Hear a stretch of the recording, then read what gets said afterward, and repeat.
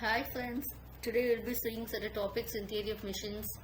Okay, now I'll be seeing this video is being dedicated for frictional forces when you take it as an acting in the screws. Okay, so how the frictional forces acts in the screws and what it is will be going on to it will be essential. Okay, so what it is actually this is you have it as a screw or you normally uses fasteners. It's used for transmitting the power or movement from one part to the machines, etc. Normally you have a square-ended screw will be normally used for the later purpose, okay? Especially when large forces are being applied. So screw is thought as an inclined plane or wedge wrapped around a cylinder.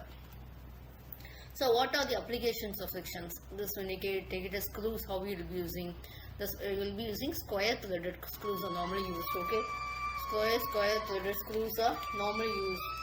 They use for fastening and for transmitting the power or movement. And this are used for square threads will be more efficient. And the friction developed in the threads largely determines the action of the screw. Okay. So when you take it as the screw thread will be shown in the diagrams. Okay. Sorry, the explanations. See, you can see that let L is advancement per revolution, so which is equal to pitch minus that will be for single threaded screw. So L is equal to 2 into pitch that will be for your double threaded. When you take it as L is equal to advancement per revolution will be equal to pitch for single threaded and your advancements will be twice the pitch for double threaded. Okay, so mean radius is R and alpha will be a helix angles, etc. So it will have to be considered. So thread of base can be unwrapped as shown in the straight lines. Okay, you can see this. You can see this one. Okay, how it is actually, you can see this will be R and you can see the alpha you can see here, and also L is the advancements, so this revolutions, and the force is being applied is W. Okay, what are the applications of frictions when you take it as in machine thread of a screw? This is a pitch and this is one start and this is two starts. Okay, this is for single thread and also for double thread. Okay, in a screw pass actually what happens is when you take it as we have different terminologies. You will have a pitch means that you will have to learn. It will actually it is the axial distance from a point on the screw thread to a corresponding point on the next thread. That is actually pitch. Lead means a screw thread advances axially in one turn. That we call it as a, so this you will have to learn. Okay, then only you can understand how it is functioning. What are the applications of frictions in machines? If you take it as your M, or when you take it as your revolutions is enough, then the motion impending this angle of friction is pi. Okay, we know very well tan pi is equal to nu. Okay, so moment of R at vertical axis R sine alpha plus pi into R. So this you will have to consider this. So next you will be considering the total moment. Okay, sigma R sine alpha plus pi into R. Okay, moment equilibrium equations also we will be deriving.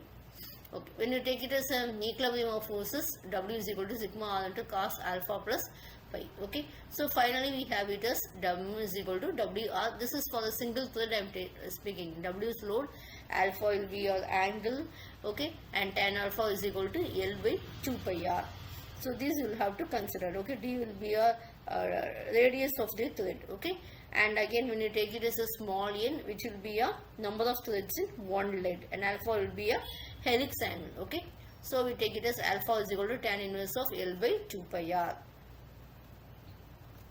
Okay, so to raise the load means what will be the formula? M is equal to W tan alpha plus pi. If you take it as if your M is being removed, the screw will remain in the place and will be the self-locking will be provided. So alpha is less than pi means it will be the verge of unwinding. Okay, so what happens in the case of your lower load? Okay, to lower the load we must reverse the direction of unless we are considering alpha is less than pi. Okay, for lower load means alpha should be greater than pi. Then the screw will be, in the sense you have to lower the load. Okay, you have to unwind it. Okay, the moment will be, you can see that it is minus pi. That you had it as plus pi. So WR tan alpha minus pi. Okay, so this small example. Okay, to tighten the vise means we have to draw the free body diagram. So how it is? So I am seeing this moment. Okay, so 300 into 0.2. So M is equal to TR tan alpha plus pi because you are tightening.